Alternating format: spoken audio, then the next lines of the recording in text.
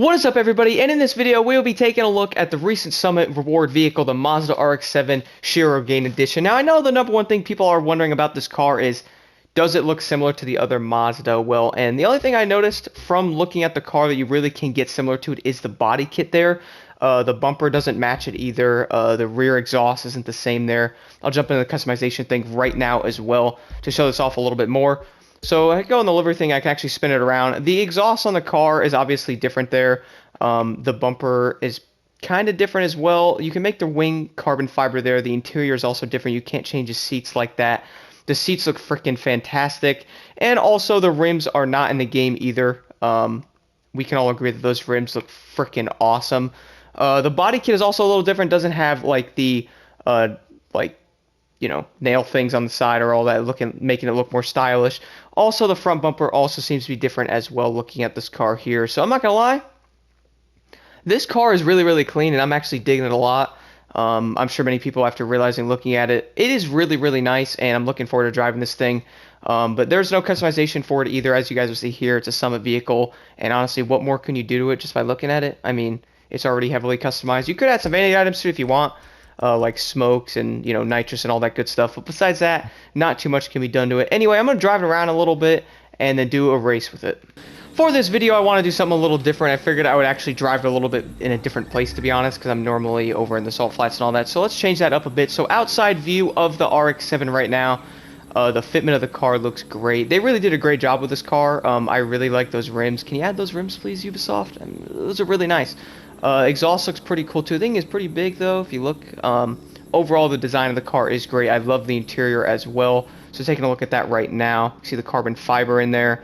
Really, really nice red seats. Kind of giving me Type R vibes there. The seats are so nice. I love it. Anyway, let's go drive it. So if you're wondering how it sounds, it's gonna sound like an RX-7, I would hope. Anyway, let's go drive it right now a little bit and see how it does. So acceleration-wise, it's probably going to be similar to the other RX-7 as well. If you guys want me to do a comparison video with this and the regular one, let me know in the comments below, and I'll happy to do that. So handling, I have not changed the settings on this. Let me actually do that now. Now that I have the settings set up on this, let's go drive it now. So overall, many people are wondering if this car is going to be similar to the other one. To be honest, from driving it in the Summit there, I think I actually like a lot more than the regular RX-7. This car is very, very nice. Let's go put it in first person. Man, I love the interior of RX-7s. So nice. Why don't we hit a little nitrous here, see what this thing can do for a top speed run on this highway here. So 239 miles an hour there. That's on the lower side, but I noticed the Cayman Wasp edition is pretty similar to that in top speed wise. Normally top speeds and everything in these cars though, when you're trying to handle and race around turns and all that.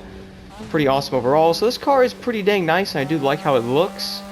That was one of my concerns when I first saw it, was like, that car doesn't look any different than the regular RX-7, but after looking at it and examining the cars more, this thing definitely has stuff that car does not, and you can't even get on there. Let's hit this turn right now with it. I'm also going to do a different race inside of the sleeper race this time as well, because I want to change it up a little bit. Wow, that was a very nice turn there. What in the world? That was a very nice turn.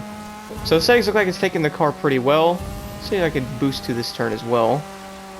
Look at that. Wow, that's some crazy grip.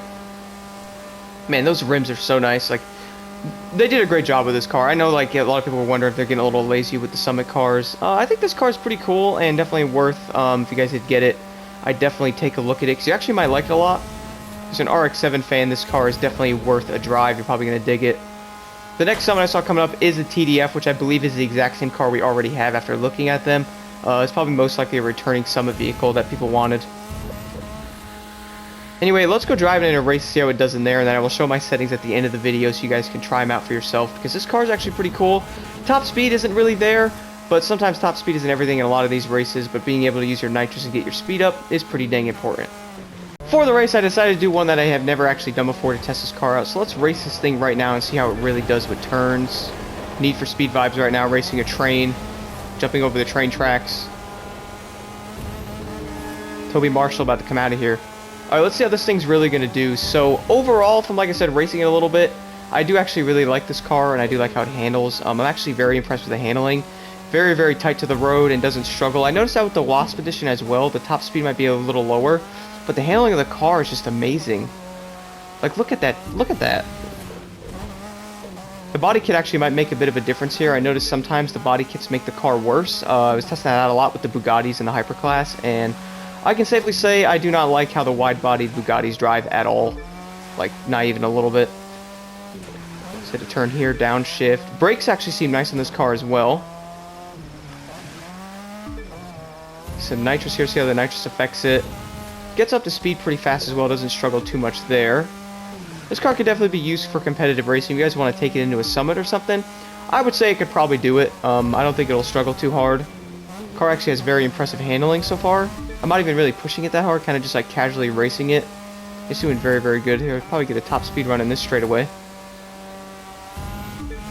So it's a 5-speed. Let's go back into first person. We all know it's 5-speed. Alright, let's, so brakes. Oh, brakes actually weren't too bad there. Sometimes the brakes are just, I don't even know if it even has brakes sometimes, honestly. When you slam the L2 and the car doesn't stop, let's see. So brakes don't seem too bad on the car. Downshifting obviously helped a little bit there, but the brakes actually seem usable. We all know sometimes when you hit the brakes they're really squishy, and sometimes the car doesn't even stop, and that could definitely be an issue when racing in summits and or racing in general. I need to actually stay on the road, probably be a good thing here. So overall, I am actually really digging this car. I know a lot of people were unsure on it. They're like, I'm not going to get that car. It looks just like the regular RX-7. I must say, it's a lot different. Not only does it look different, the handling is... Wow, I love how this car handles so far. Speed's pretty dang good, but the handling is incredible on it. Similar to the Wasp Edition. Car can really just eat turns. It doesn't even struggle. See, I'm going to go full speed around this one. And I guess go into the grass. Good turn coming up here. Let's hit this turn, see. Brakes. See, the car doesn't lose itself either on a lot of the turns, which a lot of cars do as well. It could definitely be a big problem there. Overall, guys, the car is pretty awesome, and I really do like this thing. Definitely worth a look if you guys are looking at the RX-7 and you got this thing and you're like, man, should I even drive it? It looks just like the regular one. Go test it out because the handling and the looks of this thing, definitely awesome vehicle here. Anyway, I'll show you my settings right now.